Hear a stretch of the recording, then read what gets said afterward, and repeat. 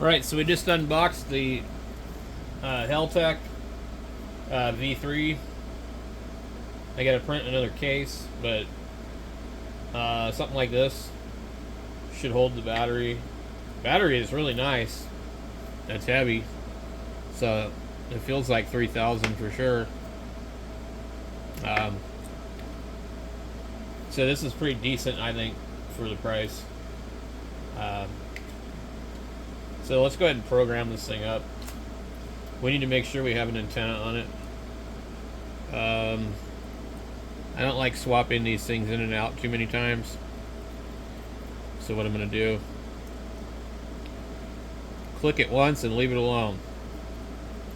This little thing right here, these can be a little difficult.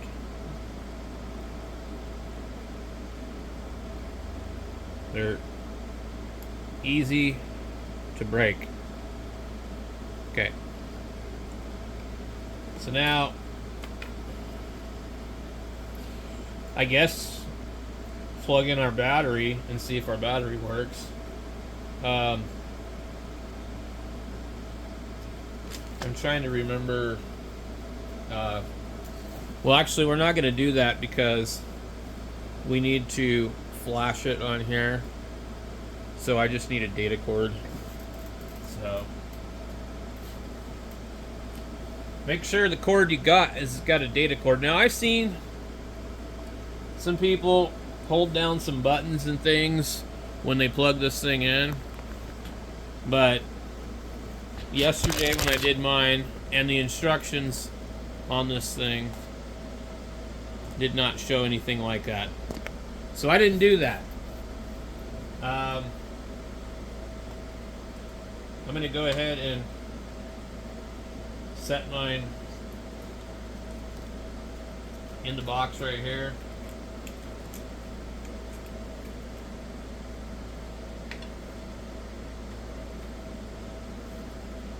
Can you guys see it? Connecting, you just let it connect and do its thing. Connection failed, Wi-Fi setup done, scan start. So it will do nothing until you flash firmware to it. It just says LoRa mode. Okay. I think I can put this where you can see it.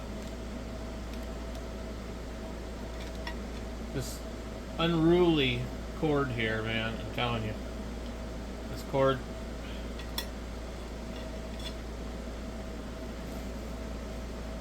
Well, it's just going to be really hard to see it. So let me get in here. Okay, so you're going to go to the Meshtastic website. It can be a little hard to find their thing. I think you just look up flasher meshtastic.org, and you need to be in Google Chrome, or you need to be in, I think, Windows, whatever the hell. So come into here and click select target. Find your device. There's a bunch of different ones. You got all these Lily Goes, the T-Beam, the T-LoRa, the T-Echo, the Rack Wisp Block, Lily Go T-Beam Supreme, Lily Go T-LoRa. I mean, there's just a ton of these. Wisp Mesh Repeater. And then you got the Heltec V3, which is what we have here. There's other versions of it. Heltec makes a couple different ones. The Wireless Stick Lite 3 V3. The Wireless Tracker V1.1, which is one I'm kind of curious about. They're about $9 more, but they have GPS. You get the T-Deck, and you got a couple of other things. I don't know what all these other crazy ones are, but there is quite a few. Then there's all the homebrew. So, but anyway, we just need this one here. And then, so you select that. I don't know if we need to do this open serial monitor. We're not using serial. Okay, so choose. We just want the beta. We'll click flash, and then this thing's going to come up down here and it'll tell you a little bit. You click that. You do the full erase and install according to everybody else. I haven't tried it any other way, so I'm just going to stick to that. Erase and full flash, and it's going to pull up CP2102 USB UART bridge controller. Mine's on COM 12 and it says it's already paired. We'll click on that. There's another COM port, but it's going to be this CP2102. Click connect. And it says the network failed to open this. I need to make sure, am I in Google Chrome? I am. Okay. This is not uncommon to happen, so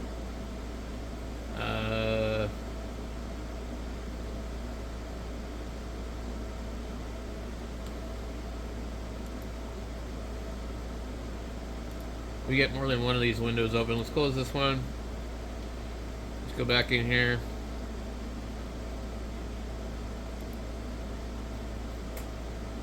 Continue.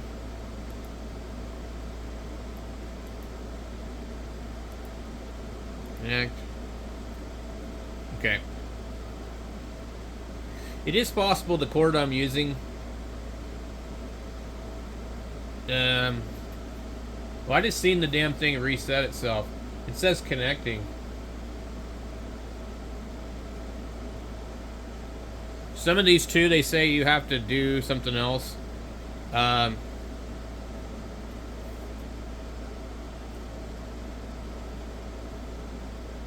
Now, they say you need to do something to put it in DFU mode, and I haven't tried that. Let me close out Chrome and let me unplug this thing. I just want to go through all the logical things of this, so in case somebody else is having trouble with this thing, that they can figure it out and know what the problem might be. My other one, I didn't do anything to it. I just plugged it in and did what I just showed you, and it worked. In fact, the first time I didn't use the correct browser and it didn't work. So you got to use Chrome or Microsoft Edge, basically, I guess.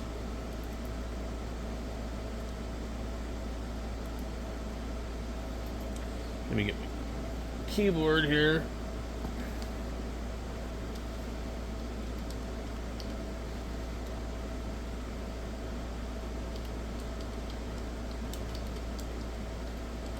So there are a couple of other options, but we just want to try this one more time, and then at that point,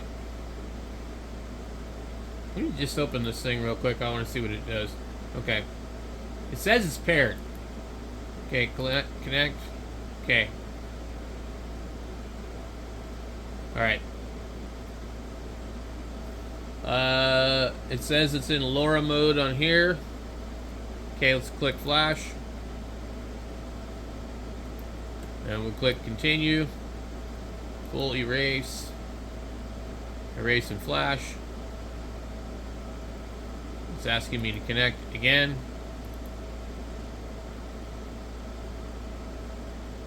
Network failed to open serial port, failed to open serial port. It doesn't make sense. I didn't have this problem before. So,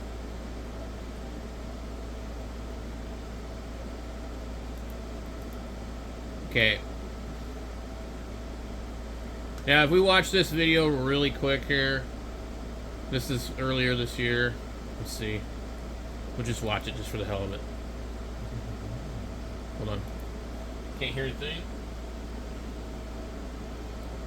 So this is the comms channel. Just the first thing that came up.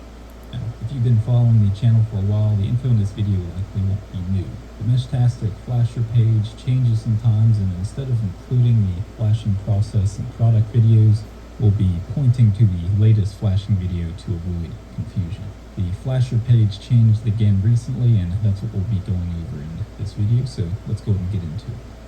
So the flashing process is easier than ever now with the latest flasher. So to get started, open up a Chromium-based web browser like Google Chrome, or if you're on Windows, you likely already have Microsoft Edge, which is also Chromium-based. Let's open one up and head over to flasher.meshtastic.org to get to the flasher page. Now on the left side of the page, we have a select target device button. Now below that, it says to plug in your device to your computer with USB cable, but let's hold off on that for now, and let's just click on the select target device. On this next page here, we can see all of the supported devices. If you know which device you have, you can go and select it here and continue on with the process.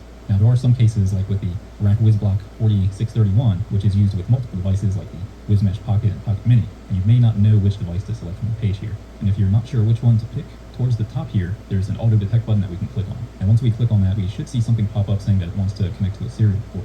If you're like me, you may already have a serial port listed here. Take note of what is currently showing up, and then we can go and plug in our device to the computer using a USB cable. And make sure it's a data cable, not a charge-only cable. The cable that came with your device should work. So let's go ahead and plug that in, and we should see a new serial device up here. And this will be our meshtastic device, and we can go ahead and select it. Now, if all went well, we should be back to the flasher homepage, and we can see that it discovered our device type, which is the Rack WizBlock 4631 in our example here. Next thing we need to do is select a firmware version of Flash by clicking on the drop-down menu. And if you're new and want a version that's more stable, be sure to select one of the stable beta options on the bottom. The numbers you see here may be different by the time you come across this video. You may want to select whatever the latest stable version you see is. Now that we have that selected, we can go ahead and click on the flash button. Now a pop-up will appear with the info on the selected firmware to read if we're interested, and towards the bottom we'll have a continue button that we can select when ready. Now what you see next will depend on the type of device you have connected. If you have an NRF52 based device, you'll see this page that mentions mounting a drive. If you have an ESP32 based device, you'll see this page with a choose baud rate option. So let's go through the NRF52 page first, and then we'll go through the other page for ESP32 based users. So first thing we need to do is put our device in DFU mode, which basically makes the device appear as a USB flash drive. Click on the Enter DFU mode button. That pop-up will appear again asking us to select the serial port. Go ahead and select it, or if you have multiple and you're unsure, unplug the device and plug it back in. Whichever device disappears and reappears, when doing that, it's going to be the device we want to select. Once we do that, the drive window may appear. We can go and close or minimize that window. Now we want to right-click on the Download UF2 button, then select Save Link As, then go and select Boot. And if there's some other new device, now that'll save the firmware file to the device, and the device will be ignored. Once your device is done rebooting, the firmware has been flashed to your liking.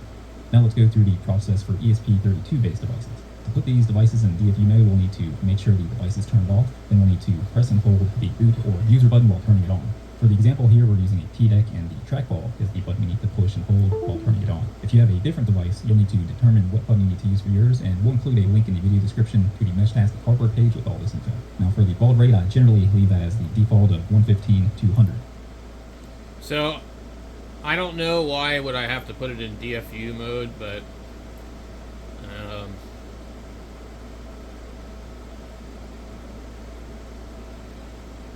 I would guess that that's the problem. Let's try to see if we can search that out. Heltec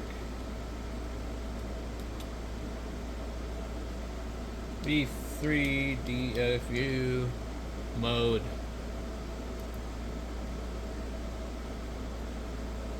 Can't flash Heltec V3.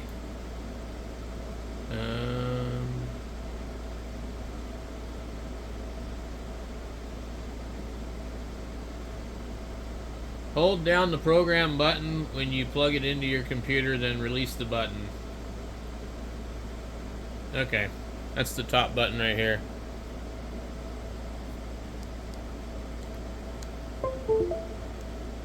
And then release.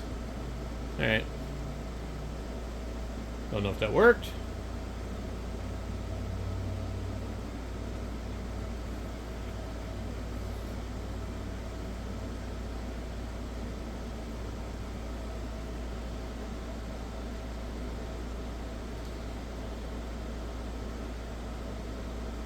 So, that's not correct. I'm gonna hold it and hold it and hold it, and it's not doing anything. hold down the programming button when you plug it into your computer, then release the button. It should boot into boot mode.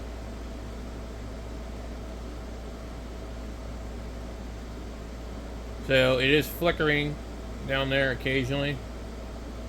Okay. There's nothing on the screen.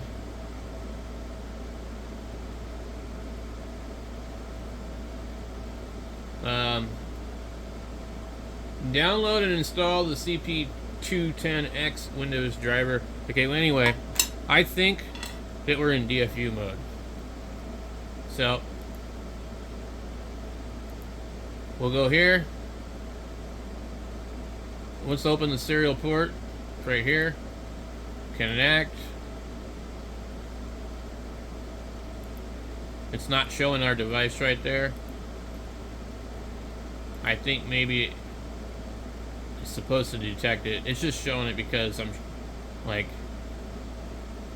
flash, continue, we'll erase. Flasher meshtastic wants to connect to the serial port. Okay. Connect. I don't know, did I buy a bad one? Because this one don't work. The only thing I think of is I never saw that twice before.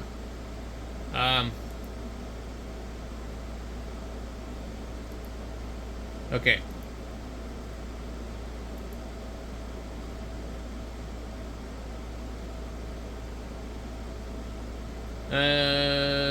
Just go to flash. Continue.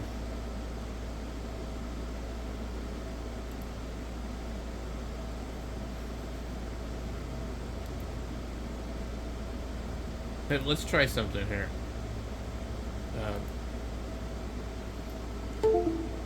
So it is in fact that one. Okay. We can see that. Network failed to execute. Open on serial port, failed to open serial port. Okay, so this is strange.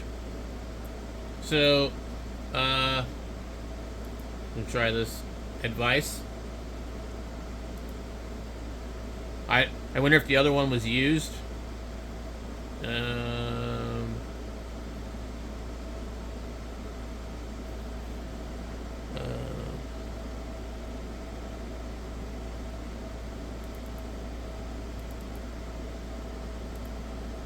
Well, let me see here.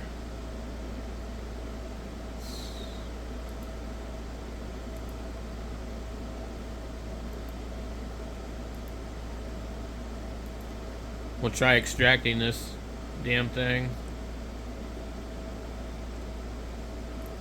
It's a batch file. None of this is gonna work. Oh my god.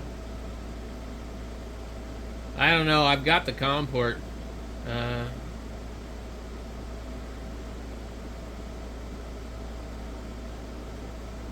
Okay. I guess it could be a USB cable problem.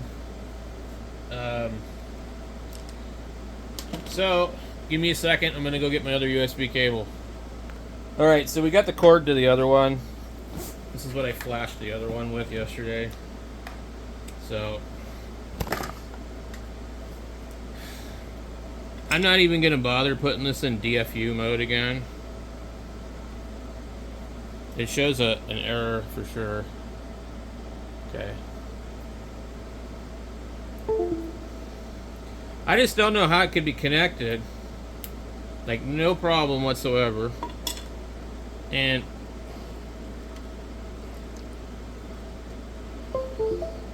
this does not want to work. Okay. And this Windows driver that this guy provided on here. Let's see. Said this is an old post. Had the exact same symptoms, and it was resolved by taking the USB hub out of the mix and plugging directly. I'm having this problem. I had the same issue. Got it working on Windows 11. Download the drivers. Anyway, so let's back out of here. Okay, select target device. Boom. Open serial monitor. It says it's paired. Okay, and if it's paired, then that should be fine. Okay. The device says it's in LoRa mode. Okay, I'm going to click continue. Okay. I'm going to click erase and install. And you see it's not doing anything yet. So it wants us to click this one here. We don't have a choice. Connect. ESP tool, serial port, web serial vendor, network failed to execute, open serial port. So I think this one might actually just be bad, to be honest. The other one worked right away. I had no problem with it. Okay. Let's go ahead and put it in that mode that they're saying. Now, their website says you're supposed to install drivers. So that's what we're going to do next. Okay.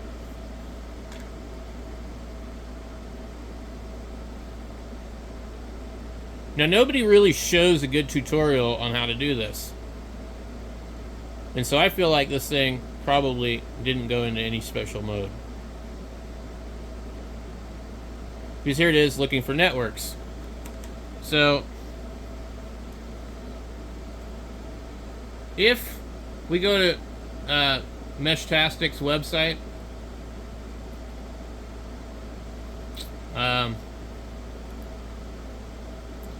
where in the hell?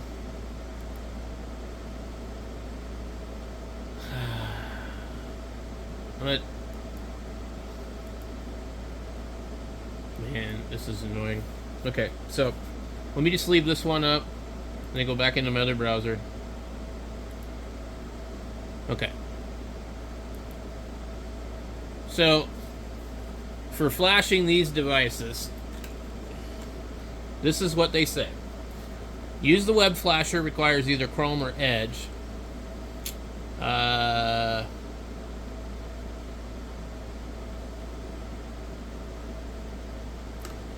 How about we get into the beginning of this? Getting started. Identify the hardware. Okay, it says that these are the older ones, blah, blah, blah. And then it goes in to say, you need to install the serial drivers. Caution, these particular devices typically do not require a serial driver. They use a UF2 bootloader, which makes the device appear as a flash drive. Okay, so install ESP32 drivers. Okay, that's the only thing I could think of. Okay, so you may need to install a driver from Silicon Labs for the UART bridge. Some newer boards may require the blah blah blah driver. Okay.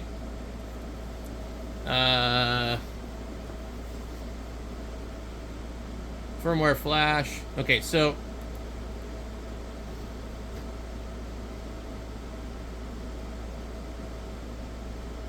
now,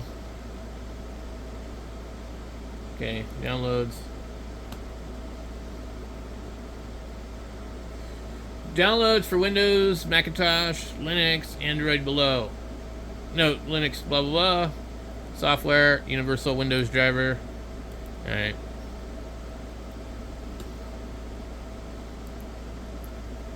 That is the same stupid one, basically, that we've already downloaded before. I don't know how to install it. Okay, release notes.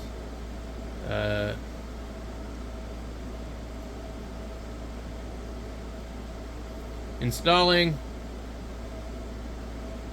The VCP driver is automatically installed by Windows. Update for blah blah blah. These are not default values. Otherwise, unzip the file folder and you will have a directory containing the driver installer files. If Windows prompts you to install the driver, blah blah. Manual install. Using Windows File Explorer, locate the driver folder. Right-click on the SI Labs Cert info file and install. Okay? Where are we at?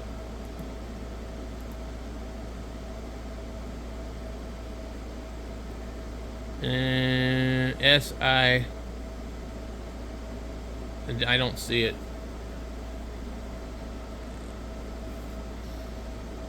It says SI Labs Cert.inf file. So let's look up x64.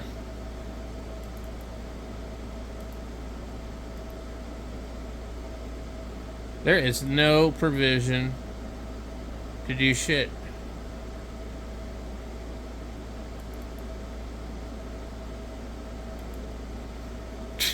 This is just the same stupid ass thing.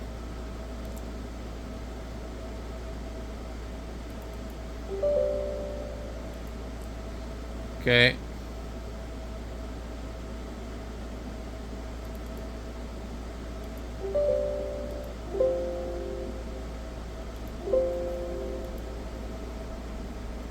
Alright. Whatever. Bunch of BS.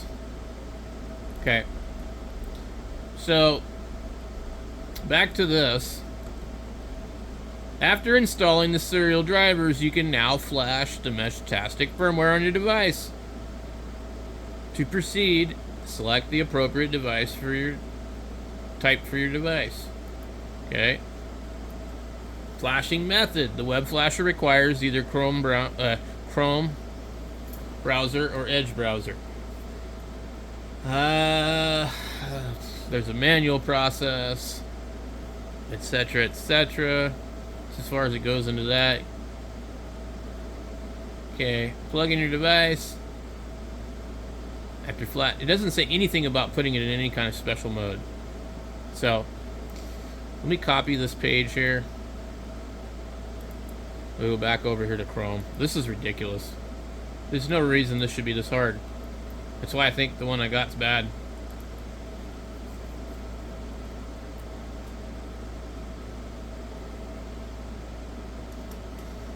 Okay. Follow the instructions. Doesn't say anything about anything.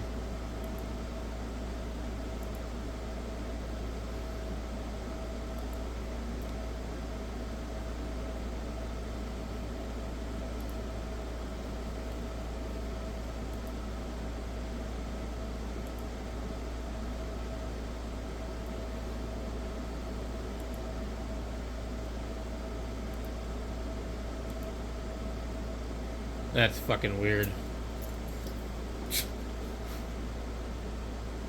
Why did it work that time?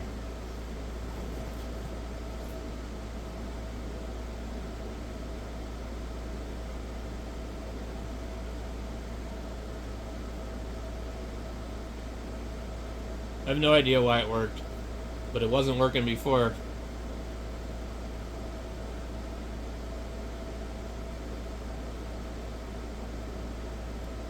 The only thing I did different is I didn't connect to it first, because you can go over there and you can connect. And you know how I was connecting twice. I waited until the end, until it prompted. So I thought that you would just connect to it first, and it would make it smoother. Now, I don't know what's wrong here. I clicked on a bunch of registry crap too in that driver folder, but it showed up, so I don't really think it was a driver issue. I just think the thing was finicky, and maybe it needed to be started several different times. You see, first one, I had it hooked up, I think, for a few minutes before I attempted to start programming. This one, I plugged it in right away. And like I said, you don't have to put it in DFU mode. I didn't do it the other time. And this time, I didn't do it either.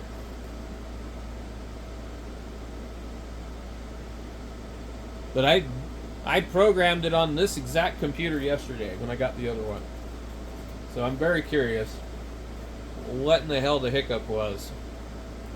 So I guess just be forewarned, you could have to try this several different times before it works. But most likely, I did something wrong. Like, didn't leave it plugged in for long enough or something. I don't know. So it's going to do this for a while. And then once it's done doing this, well, then you're going to connect to it with a device. And as far as I understand, if you have 2 or 3 of these, you'll need to connect to them with a different device.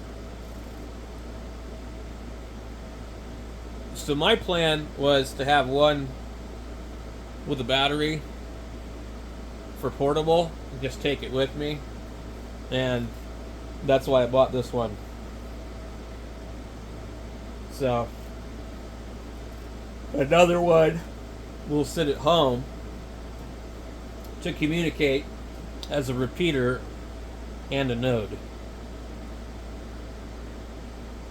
So the basic idea is I can have her phone or somebody else's phone hooked up to the one here, and that one will be up on the roof with a high gain antenna, and it will connect to the rest of the mesh, but also this one will allow me mobile access. So I'll have this one inside of a case with the battery and an antenna, and it can be literally just plugged into the USB to charge it up or whatever. So that's the plan. So flashing is 100% complete. Now another thing that I learned, and also by watching other people's video, is it's a good idea to go ahead and just unplug it at this point. Okay? So that way it can reboot. I watched a video with Josh, the crash course dude. He has a lot of videos on these. Anyway, in fact, I can even put a link to it. But he goes through it about a year ago. So he seems to be really into these. So I figure, well, I'm not a particular fan of his channel because I'm not a crash course ham radio guy trying to learn to get my license either. But he has lots of content on this, and so I watched it a couple of times and got a few ideas from it. So it was helpful for me. So I'll put a link to it when I get a chance. So in the meantime, let's go ahead and plug this thing back in.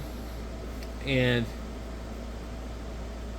I think, but I'm not sure, I think we can connect to it on a computer. I'm not 100% sure, but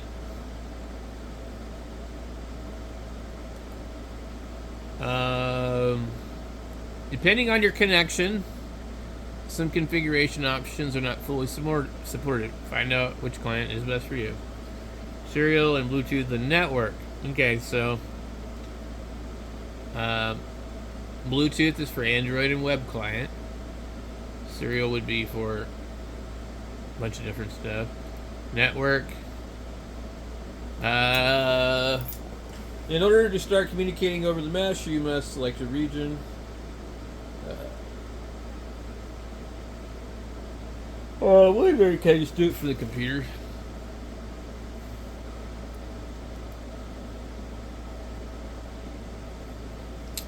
Open the web client interface. Okay. Now I don't know anybody that's actually tried to do this, so everybody else is doing the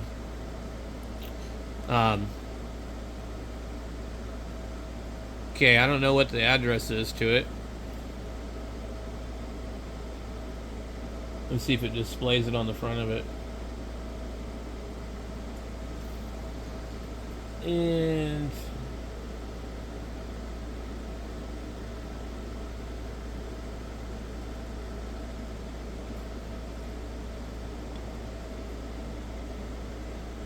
This is kind of putting out a bunch of heat. Okay, let's just see what happens. I mean, I don't think that's the address. Okay. So maybe I can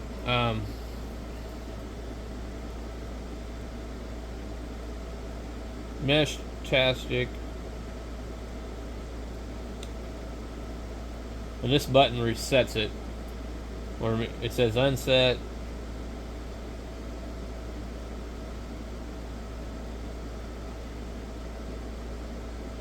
Like, where's the address to this thing?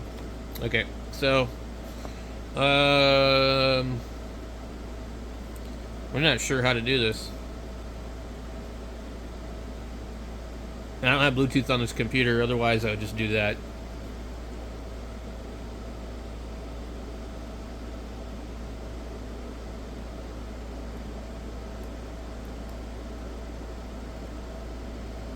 I'm gonna hold down the program key, and that's actually just shutting it down. It's interesting. This thing's out, actually putting out quite a bit of heat right here.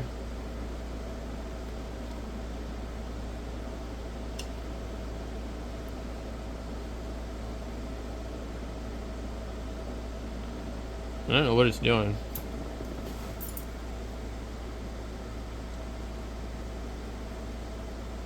Okay. So that says resuming.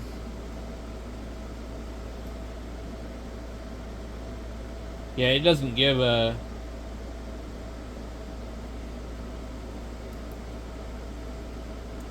You can give an actual IP address. Alright, so... I don't have an IP sniffer either, so...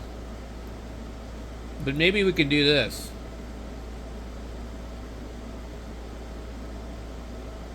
Oh, okay. Well, let's try this. So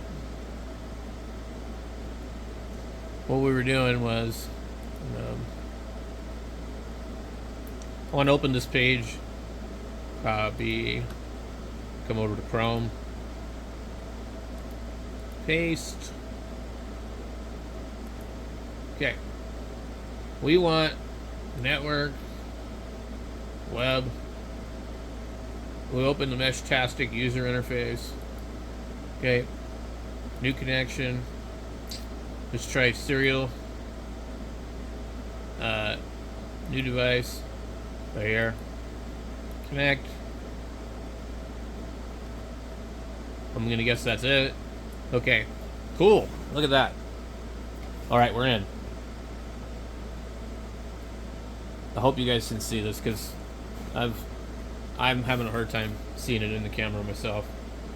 We recommend backing up your key data regularly. Alright.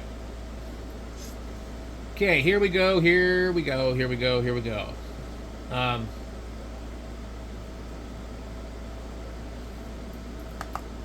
also, I want to try something else. While I'm here, I want to plug in my other device, which I'm going to show you that these... I need to unplug it from this computer though. I just want it plugged into power. I just forgot about that. Okay, let me plug in. But these cables are like siliconized, cheap ass Amazon cables, and they just stick to each other. Okay.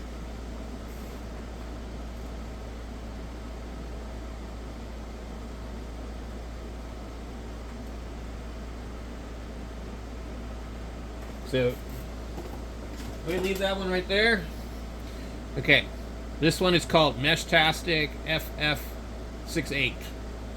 Now, they have some information they say here, but you want to set this from unset to US or whatever country you're in, because that'll determine the frequency it operates at. And of course, you have to have the right one. After you do that, continue configuration. Some of this stuff is extremely vague, guys. That's why I wanted to make a video. So,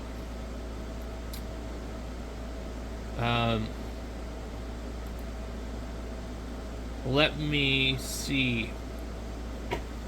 What were they saying to do?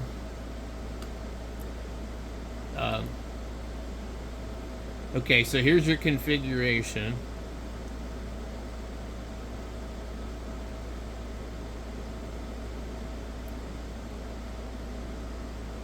This has nothing to do with any of the other stuff. I'm just clicking through it just to look and see. So you click the LoRa tab, that's right, and go US. Okay. I don't know what MQTT is, but it's definitely got something to do with the internet, I think. Long and fast, you want it on that. And then you make sure transmit's enabled. Boost RX gain, you want that. And then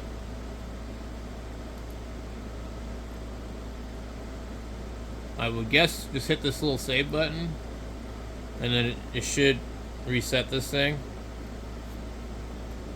So it's rebooting.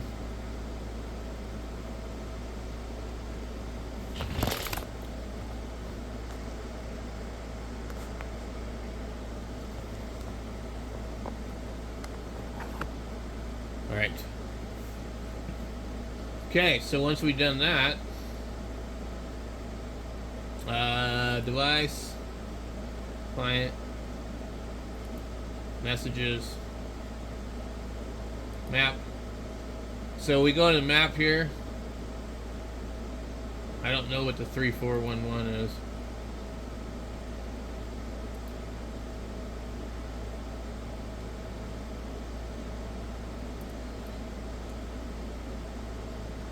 So it's picking up whatever the hell that is. And that's not normal what I'm used to seeing. We can see 4 nodes right here. We click on them. You can see the nodes.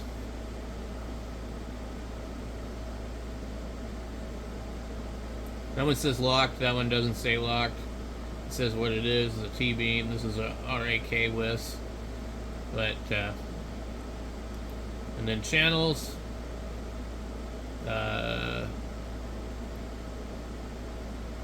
This is a little bit more difficult on here.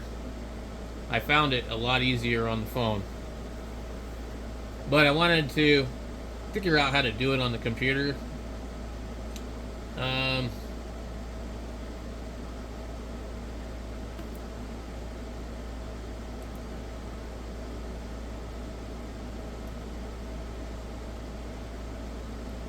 Okay, so we have these guys here that are populating in here. And I think UNK is unknown. We have 6 nodes that are popping up right now.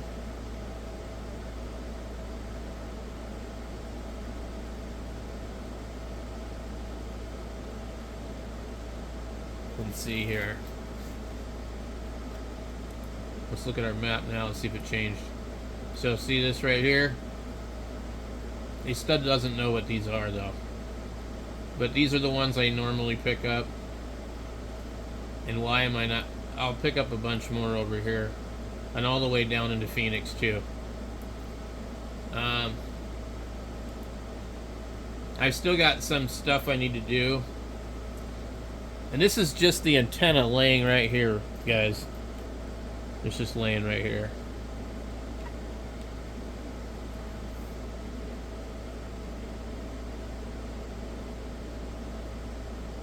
It says joined Prescott repeater 2. So there's information popping up on this guy here. So we're up to 10 nodes. It takes a while for them to all like show up. I don't know exactly what it's doing, if it's pinging or whatever. But and my own other one should have already showed up. And it's called ham radio hack, so it will be really easy to tell when it's on there.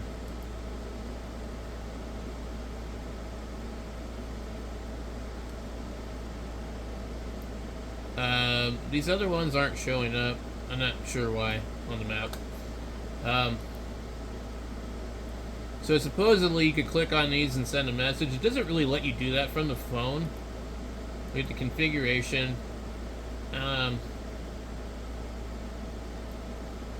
Position, power, network,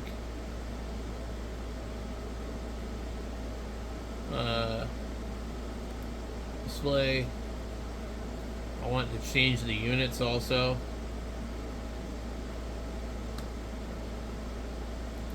I want the 12-hour clock. Fix north at the top. We don't want metric. We go to the imperial. And every time you do this, you need to update it, and then it's going to restart. But it's much faster than a Pi Star. Way faster. Okay.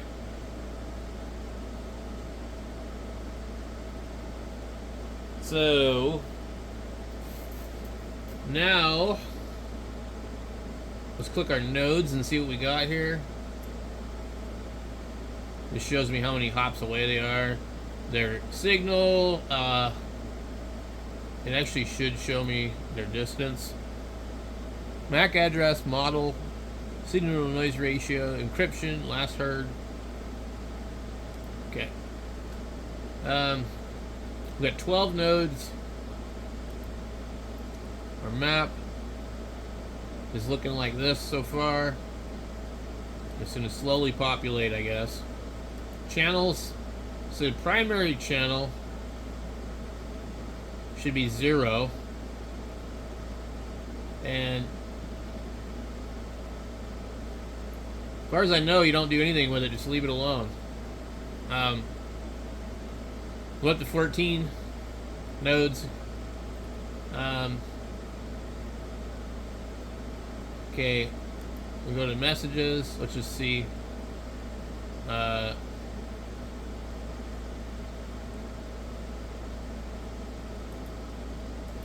There's a way to, so configuration,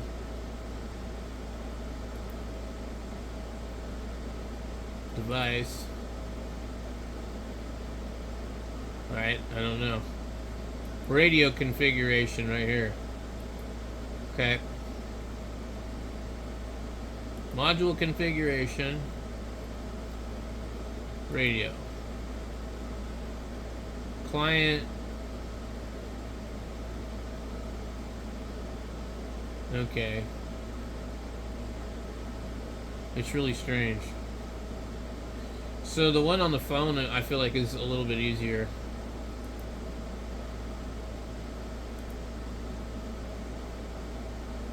Okay, so I don't see where to rename it on here. Position. Okay. Power. The network.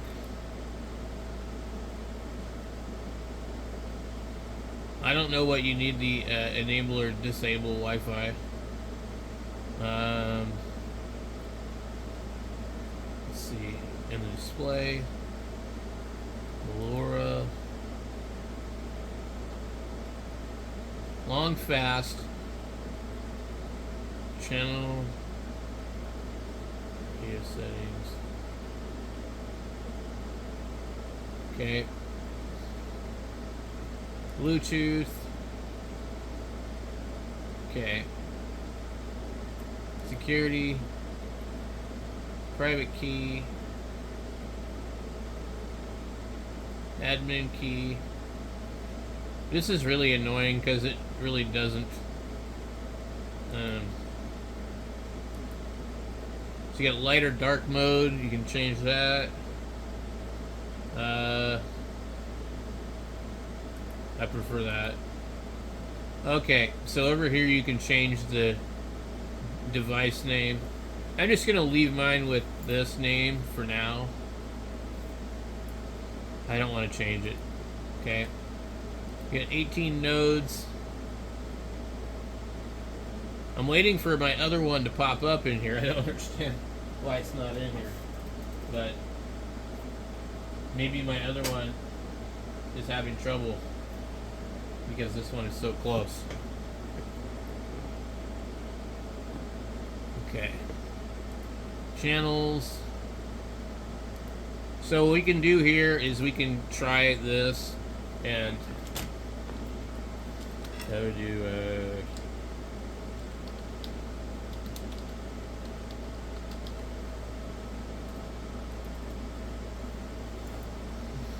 okay.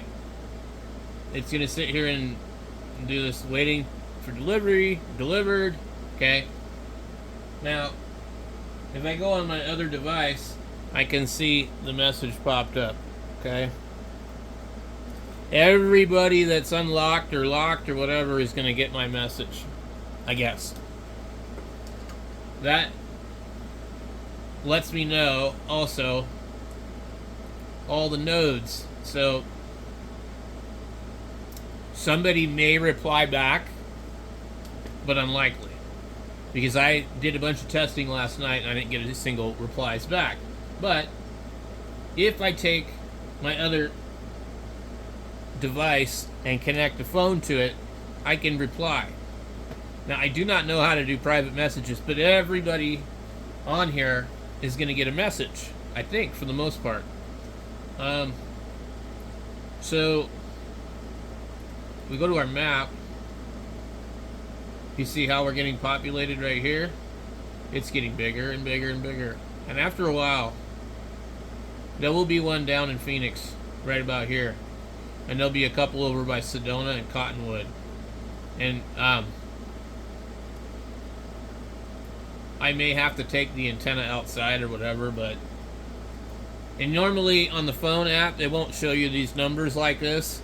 It'll actually just show you the name of the node. So we're up to 20. Okay. So you'll see these where it says carry, and then H2 is me right here.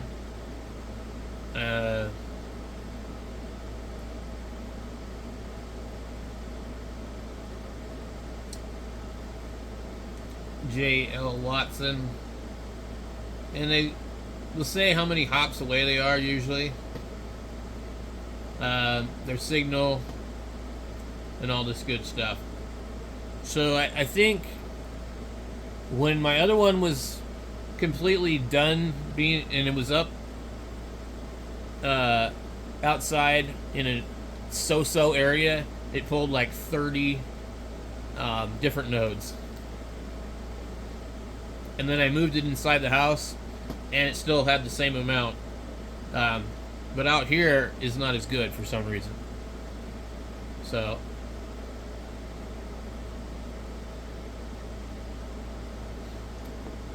and you can see it's constantly doing stuff on the display. So testing, and it sent the message. So pretty cool. So now I figured it out on the computer. So basically the main point of it though would be to probably have one up on the roof, and I don't believe I would want to connect that one with a USB cable to the computer, but I could put one here and just run a long SMA coax to outside. I think that would probably be a better way to do it. So maybe you would put one of these things and put like a little fan on it or something, and just put it in a special case, and just put it like behind the computer here, and run it its coax out the wall where the ham stuff goes through, or maybe the ham stuff would cause an issue. I don't know. So look at all of these other ones that say unknown because they have not, like, yet figured them out.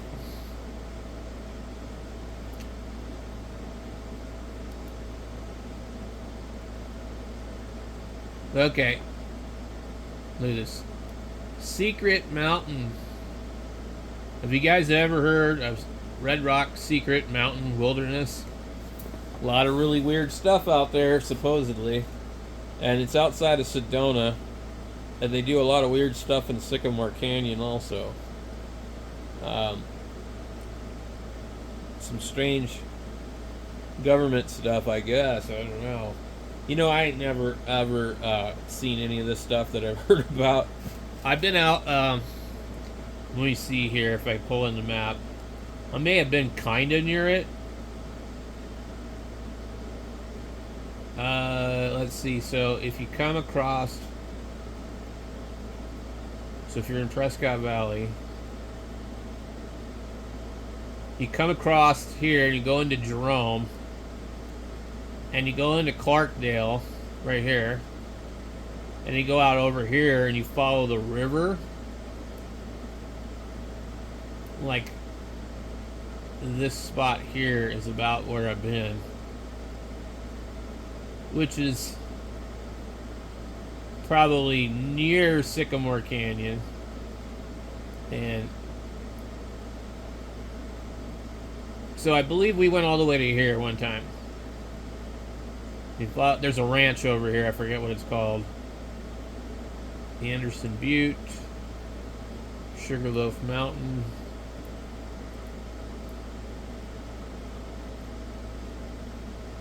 But see, I think the thing, Red Rock Secret Mountain Wilderness. So I think right here might even be the ranch. You see how this is all marked up? Forest Service Road. So you got the Verde River right here. You follow the Verde River and it forks right here, so I may have been all the way to there. But it goes to Chino Valley, and the railroad follows it. Let me see here. So I'm not sure. Sycamore Creek. It'd be nice if they showed a little bit more here. Packard Ranch. I think that's as far as I've been, is right here.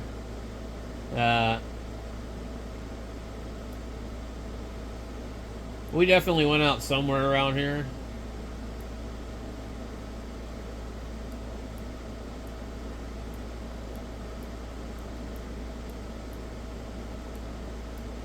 I mean, there's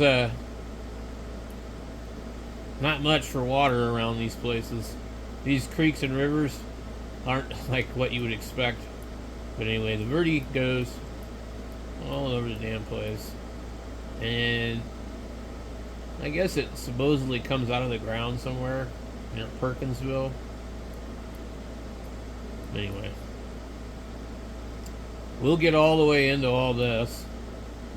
Where's this thing going? It doesn't start over here. Wow, let me back out of this.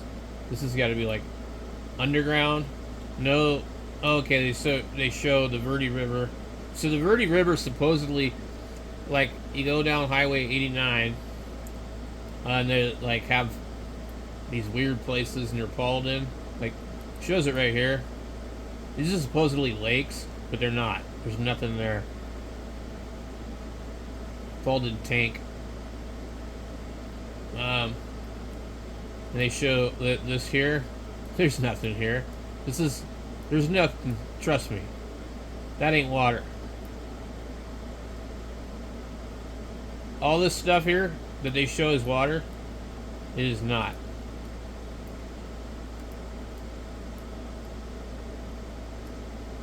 It's not allowing me to move the map now. Interesting.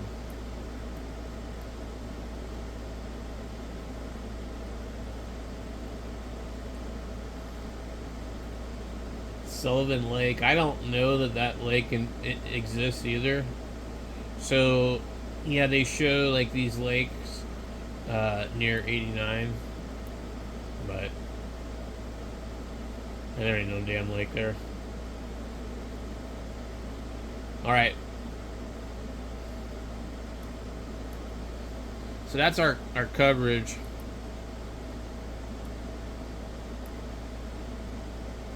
Eventually we'll have another one pop up here and there, but if I put it outside, it will do a lot better.